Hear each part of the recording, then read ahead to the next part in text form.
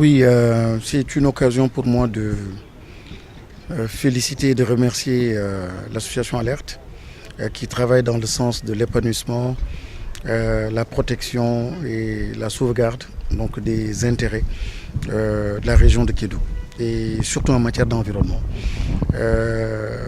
L'association, donc son président, m'a rendu visite il y a quelques jours à l'occasion d'une tournée qu'il effectue à Dakar pour attirer donc mon attention sur la dégradation du fleuve Gambie, la dégradation de certains cours d'eau, le fleuve la Falémé aussi, qui fait la frontière entre le Sénégal et le Mali.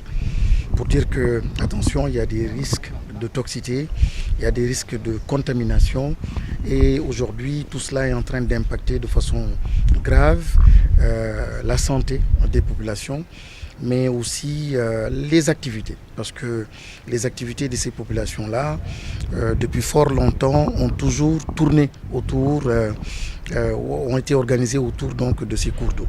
Aujourd'hui que ces cours d'eau sont pas du tout utilisables, ni potables, on ne peut même pas y faire le linge, on ne peut plus s'y baigner, tout change. Les activités champêtres, donc les travaux champêtres, s'appuyaient sur ces cours d'eau-là aussi pour alimenter donc, en eau les différents champs. Mais aujourd'hui, on n'ose plus utiliser donc, cette eau.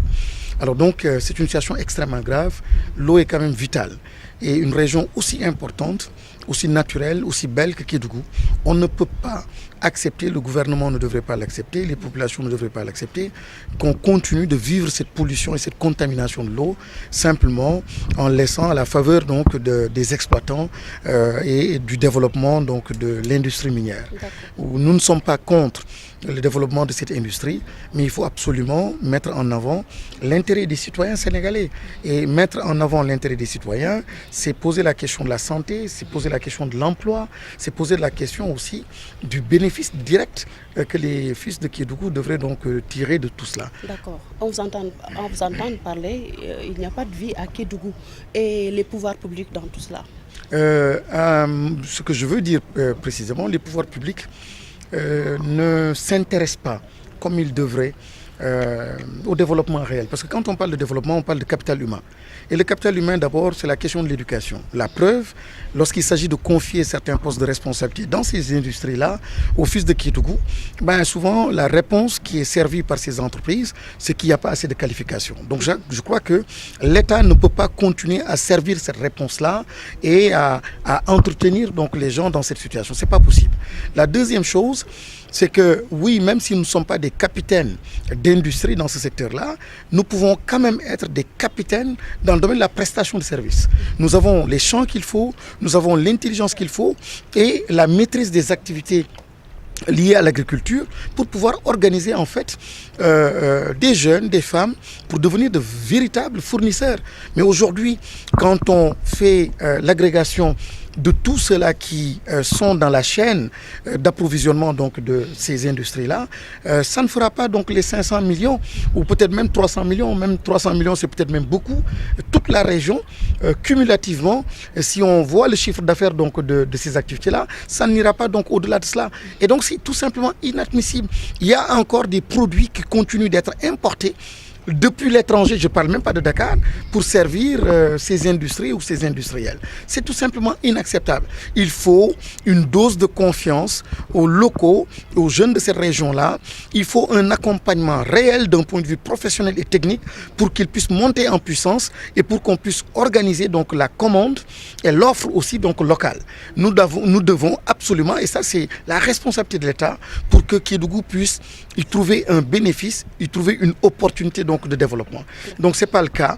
Aujourd'hui c'est un drame. La prostitution dans ce milieu-là prend des ampleurs graves et inquiétantes. Les écoles se vident parce que les jeunes arrivés à un certain âge vont aller donc vers ces sites d'orpaillage pour venir en aide aux parents parce que c'est peut-être les seuls moyens d'avoir quelques revenus. Je disais tout à l'heure que les travaux champêtres, presque petit à petit, la jeunesse de Kédougou se détourne de cette activité-là parce que on comprend aussi si le champ était à 1 km ou à 500, avec l'exploitation minière, aujourd'hui, ils sont condamnés, obligés d'aller donc mener cette activité-là à presque 10 km. Il y a certains qui ne pourront pas le faire. Donc vraiment, c'est une désorganisation, une transformation profonde de cette société. Il faut comprendre ce drame et accompagner ce drame. Il ne faut pas, et c'est ça le drame en Afrique, c'est qu'il y a des transformations sociales profondes qui touchent la culture, qui touchent la foi, qui touchent l'activité première économique, qui touchent l'école, mais on ne s'en rend pas compte. On dit simplement, pourtant, au nom de la RSE, les sociétés minières ont mis dans une cagnotte 1 ou 2 milliards, nous avons une ambulance, nous avons une petite école. C'est pas comme ça, c'est pas la contrepartie.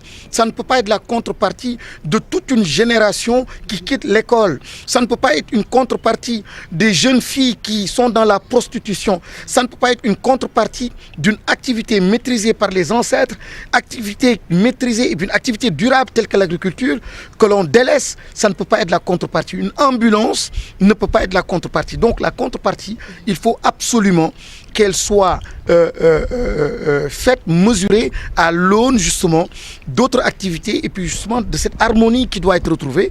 Et malheureusement, rien n'est fait dans le sens donc de cette harmonie-là. Et là, ce qui est en train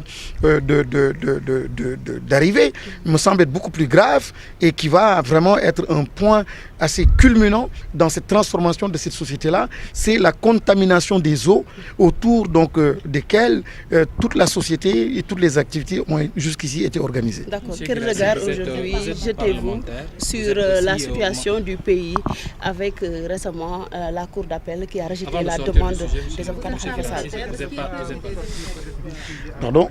Vous êtes parlementaire. Oui, nous sommes membres d'un réseau parlementaire qui prend en charge ces questions-là qui sont liées à l'environnement. Le réseau a très souvent l'occasion d'aller visiter des sites, de poser des questions, de s'intéresser aussi aux politiques publiques.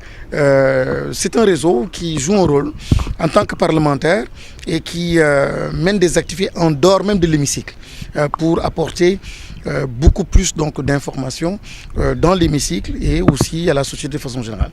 Donc ça, c'est une activité. Maintenant, au plan législatif, des lois naturellement ont été votées, mais ce n'est pas à ce niveau-là que nous espérons changer ou influencer les politiques de l'État, surtout ce gouvernement qui est là, qui n'entend pas du tout dialoguer avec l'opposition. Donc l'hémicycle, ce n'est pas du tout le lieu du dialogue, malheureusement. Donc de manière concrète, vous dites clairement que vous ne pouvez rien faire pour l'alerte? Non, pour l'alerte, il n'y a que cette solution-là, un peu partout d'ailleurs.